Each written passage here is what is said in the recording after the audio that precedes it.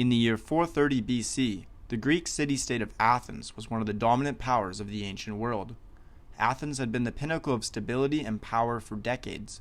They had, alongside several other Greek city-states, thwarted two massive Persian invasions.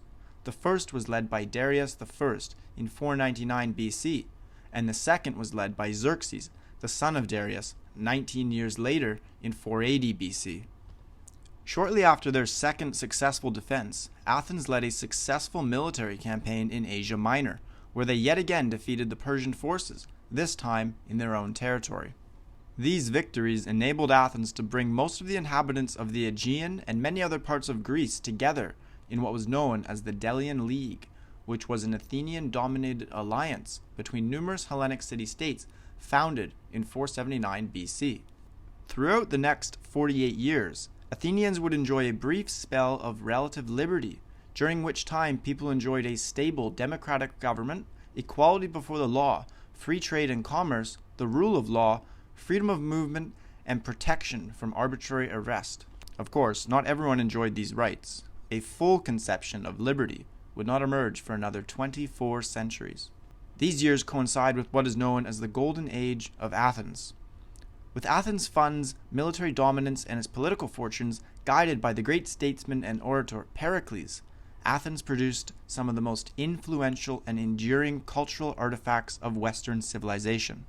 The playwrights Aeschylus, Sophocles, and Euripides all lived and worked throughout this time, as did the historians Herodotus and Thucydides, the physician Hippocrates, and the philosophers Plato and Socrates. Athens had grown from a small city-state into a powerful empire. However, in the course of a single year, the entire edifice upon which Athens had been standing came crashing down. In the spring of 431 BC, Sparta declared war on Athens. Their initial invasion proved to be rather inconsequential to Athens and lasted only 40 days.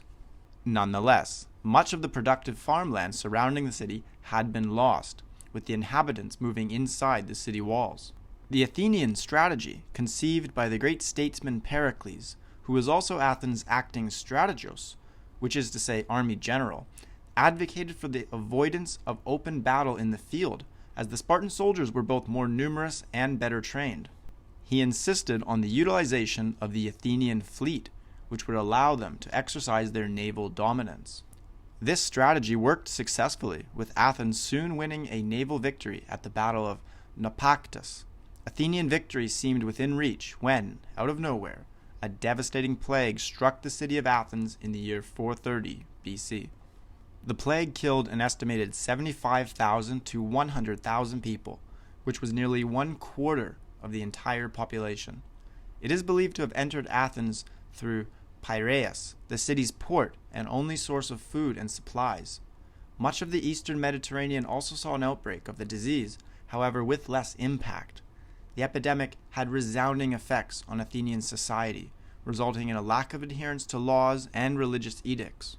In response, laws became stricter, those in government became more autocratic, and the culture was shrouded in fear, panic, and resentment. One of the most significant elements of this wave of public uproar was the fierce attacks on the leadership and person of Pericles, who was forced to defend himself in an emotional public speech. This is considered to be a monumental oration, revealing Pericles' virtues, but also his bitterness towards his compatriots' ingratitude. Temporarily, he managed to quell the people's resentment and negative public opinion, but his internal enemies, seeing him in a position of weakness, worked to undermine and overthrow him. They managed to deprive him of the generalship and to fine him at an amount estimated between 15 and 50 talents. 1 talent was equal to 26 kilograms of gold and silver. It is important to note that the value of silver was far, far higher than what it is today. The comparative value of gold to silver is thought to have been about 14 to 1. Pericles was subsequently put on trial, and this essentially amounted to what we would call an impeachment. The charges were mostly dismissed, and within a year, in 429, the Athenians not only forgave Pericles, but also re-elected him as strategos. He was reinstated and again took command of the Athenian army, leading all its military operations during the year. That same year, the the plague returned to Athens, and Pericles witnessed in the epidemic the death of both Pericles and Xanthippus, his legitimate sons from his first wife. With his morale undermined, overwhelmed with grief, Pericles wept copiously for his loss, and not a soul was able to console him. He died of the plague later in the year, which dealt a heavy blow to the leadership of Athens. The plague returned yet again in the winter of 427 and 426, further weakening the Athenian forces and diminishing their hopes for victory. But despite all the hardship, Athens still managed to persevere in the face of immense adversity, though they eventually lost the war against Sparta.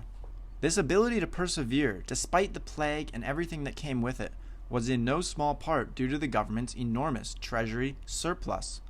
Due to the competent and responsible government, as well as the immense wealth created under the Athenian policy of free trade, the Athenian treasury is believed to have held 9,700 talents of cash reserves. Given Athens' population in the 5th century, this treasury surplus works out to be nearly $25,000 in today's money for every single Athenian citizen at the time. This was not some lucky occurrence. The leaders of the city understood perfectly well the importance of fiscal responsibility and the necessity of saving for uncertain times. Athenian citizens could thank their government for managing the treasury funds so as to produce a significant surplus at the individual level, all while spending on marvelous construction projects which still exist today, helping the poor and providing access to various public services.